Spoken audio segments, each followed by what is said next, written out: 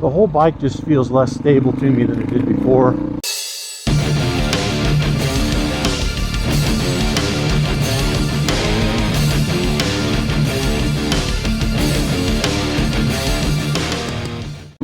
Well, hi guys, Lance here from the Rocky Mountain Live channel.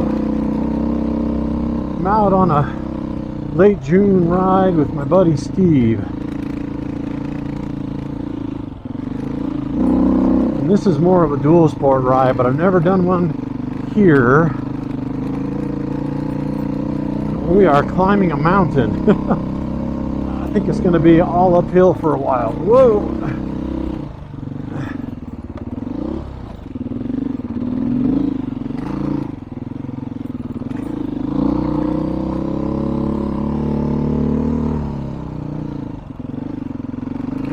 Whoa! So we're actually not too far outside of Monument, Colorado. And I've been up in this general vicinity a few times over the last few years, but never on this section. And it has been absolutely beautiful. Down here in the trees.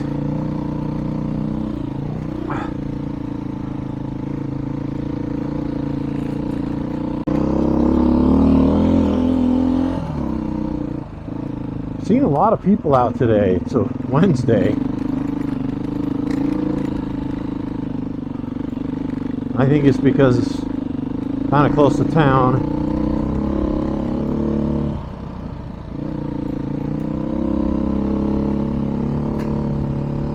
And for those of you who have watched very many of my videos in the last couple of years, you'll have noticed that I'm starting to do more single track and harder trails, and I like that. It's a good test of my skills. It's helping me get better as a rider, but there's also something to be said for doing something more Dualsport oriented, which is really what I bought this bike for in the first place, was for this sort of riding. Places that require a plate. I don't know if this particular road does. It actually dead ends behind me down the hill, where the only thing past it, past this gate area, is a walking trail, no motor vehicles. So I don't know, this might just be an OHV road.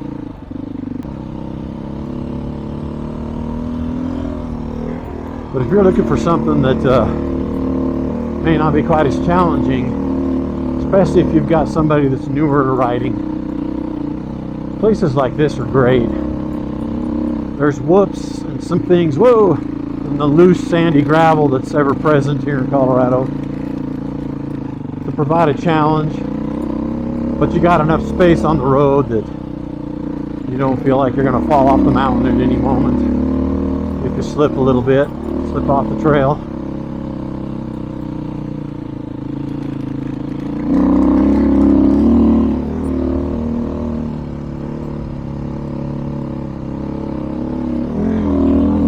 And the scenery is just beautiful. And that's really why I come out and do this.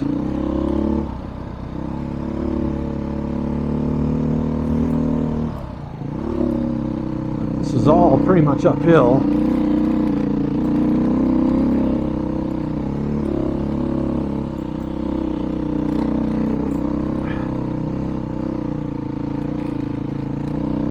Isn't this beautiful though? What a great place to ride.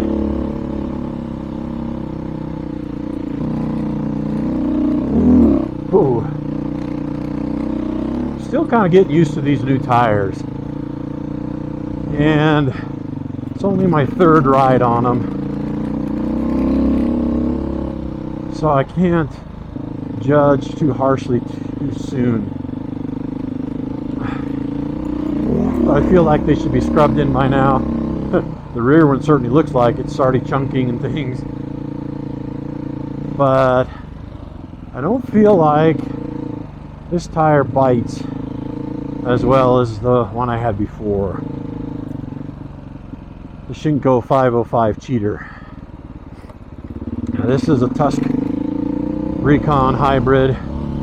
It's actually a very similar tire as far as how it looks and similar feeling compound, but actually riding it in this loose sandy stuff, I feel this is squirrelier than what it was before, and that rear tire will break loose easier than what I felt with the Shinko. So if this continues this way, I'm not sure I'm going to put another Tusk on the back. The front tire's an IRC, I don't know what the model is off the top of my head. Once I aired it down, the front one's okay. I think it'll be fine. The whole bike just feels less stable to me than it did before.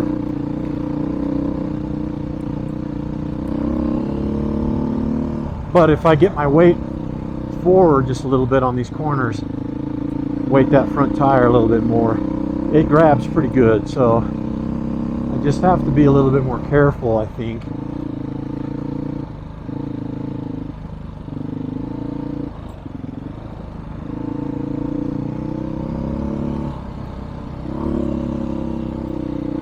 So I know I've mentioned in other videos before that, you know, if anybody wants to come in and do some riding with me, like if you're coming out of state and you just want to ride Colorado,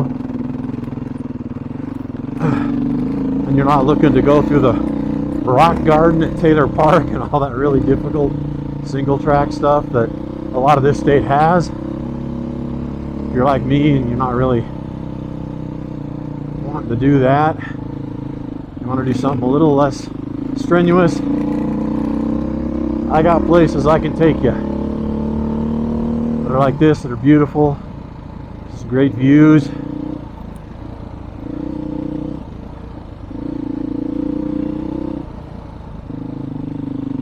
And it's still a lot of fun, and that's really why we do this, right? Yeah, tackling something difficult is fun as well, and you have a sense of accomplishment afterwards. But for me, anyway, sometimes it's nice to do something a little bit more mellow